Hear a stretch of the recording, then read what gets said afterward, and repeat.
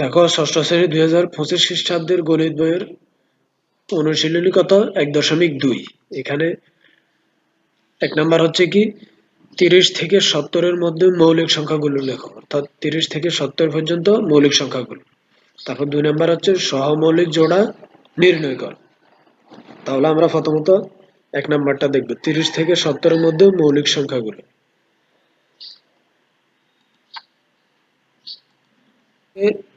70-এর মধ্যে মৌলিক সংখ্যাগুলো লেখো। আগে মৌলিক সংখ্যা কি?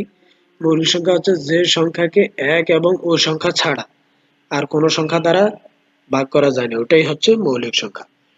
তাহলে 30 থেকে 70-এর মধ্যে মৌলিক সংখ্যা প্রথমত হচ্ছে 31। দেখো 31কে 1 এবং 31 ছাড়া আর কোনো সংখ্যা দ্বারা ভাগ করা যায় না। এভাবে হবে 37, তারপর হবে 41, তারপর হবে 43, তারপর হবে 47, তারপর হবে 47। এবার হবে কত?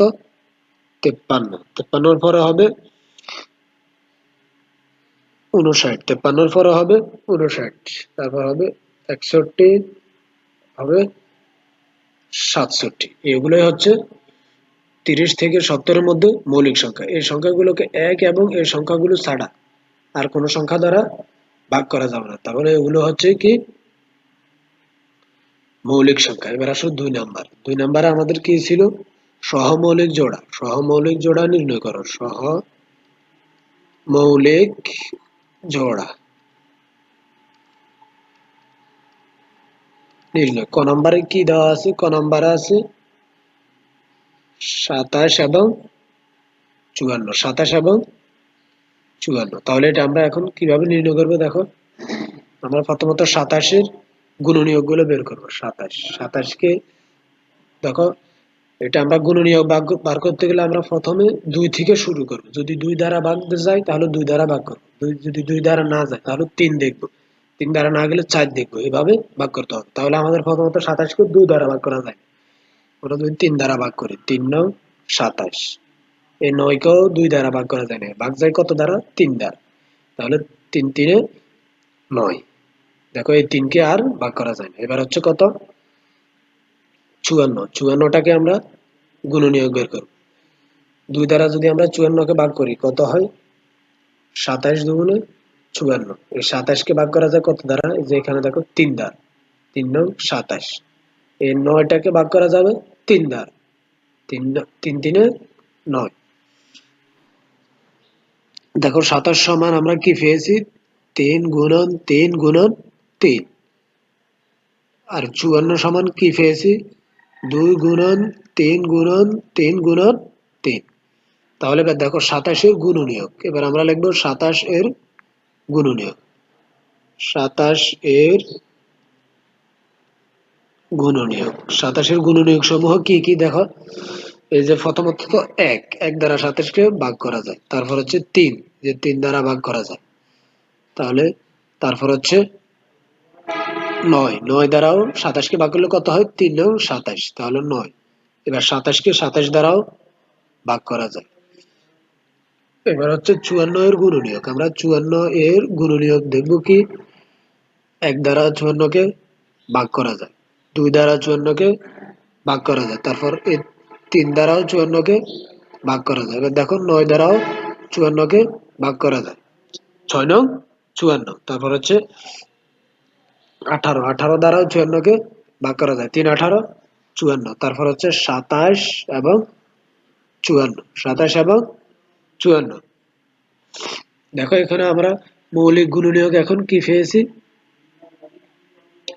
এখানেও 1 আছে, এখানেও 1 আছে, তারপর এখানে 3 আছে, এখানেও 3 আছে, এখানে 9 আছে, এখানেও 9 আছে, এখানে 27 আছে, এখানে 27 রয়েছে। তাহলে এটা হচ্ছে একটা পরস্পর সহমৌলিক নয়, এটা পরস্পর সহমৌলিক নয়। সহমৌলিক হতে হলে কি হতে হবে? 1 ছাড়া আর কোনো সাধারণ গুণনীয়ক থাকবে না। দেখো এখানে আরো 3টা গুণনীয়ক রয়েছে, তাহলে এটা ক নাম্বারটা কি? 54 25 27 ও 54, 27 ও 54 পরস্পর সহমৌলিক নয়।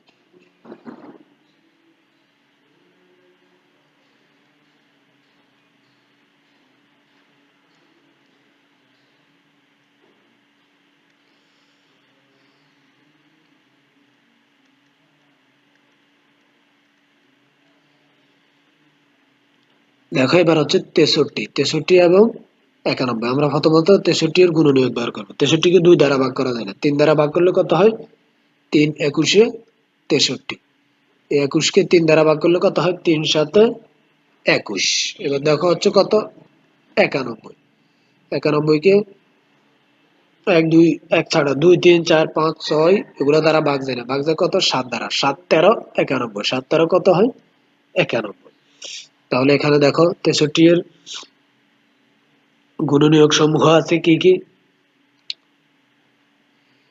63 এর গুণনীয়ক, 63 এর গুণনীয়ক, গুণনীয়ক যদি আমরা দেখি, প্রথমত আমরা এটা লিখি নিই। 63 সমান কত? 3 গুণন 3 গুণন 7। তারপর 91 সমান কত? 7 গুণন 13। এবার দেখো আমরা যদি গুণনীয়ক লিখতে যাই তাহলে 63 কে 1 দ্বারাও ভাগ করা যায়, তাহলে 1। তারপর হচ্ছে 3 দ্বারাও ভাগ করা যায়, তারপর হচ্ছে 7 দ্বারাও ভাগ করা যাবে, 7 9 63, তাহলে 9 দ্বারাও ভাগ যায়। তারপর হচ্ছে 21, এই যে 3 দ্বারা ভাগ করে আমরা কত পেয়েছি? 21, তাহলে 21। তারপর হচ্ছে কত?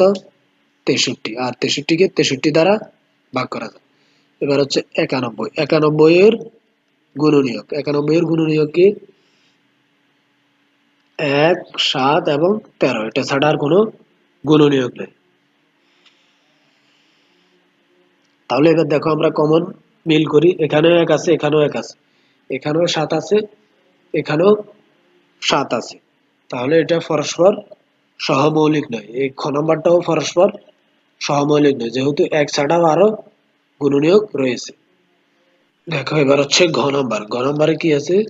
189 এবং 210। তাহলে 189 এর আমরা গুণনীয়ক বের করবো। এটাকে 3 দ্বারা ভাগ করলে কত হবে? 63। 3 দ্বারা ভাগ করলে কত হয়? 63।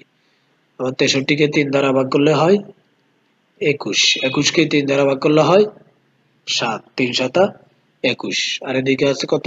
210। 210 কে 2 দ্বারা ভাগ করলে হয় কত? 105। এবার 3 দ্বারা ভাগ করলে কত হয়? 35। 3 দ্বারা ভাগ করলে কত হবে? 35। তারপর 35 কে 5 দ্বারা ভাগ করলে 5 7 35। 5 7 35। দেখো এবার আমরা সরাসরি গুণনীয়ক গুলো লিখবো। 189 এর গুণনীয়ক, গুণনীয়ক কি কি? দেখো 189 কে ভাগ যাবে 1 দ্বারা, তারপরে 3 দ্বারা ভাগ যাবে, এর 7 দ্বারা ভাগ যাবে, তারপর 9 দ্বারাও ভাগ যাবে, 21 দ্বারাও ভাগ যাবে, 27 দ্বারাও ভাগ করা যায়, তারপর হচ্ছে 63 এবং কত? 189, 189। এবার দেখবো আমরা 210। এখন 210 এর গুণনীয়ক, 210 এর গুণনীয়ক গুলো কি কি? 1 আছে, 2 3 আছে, 5 6 7 10 14 15 21 30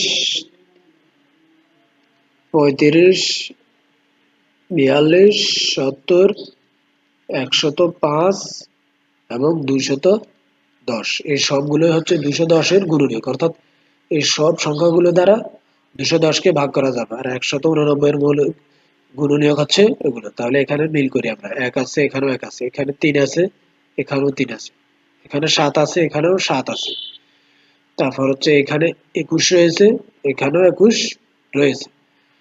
তারপর দেখো এখানে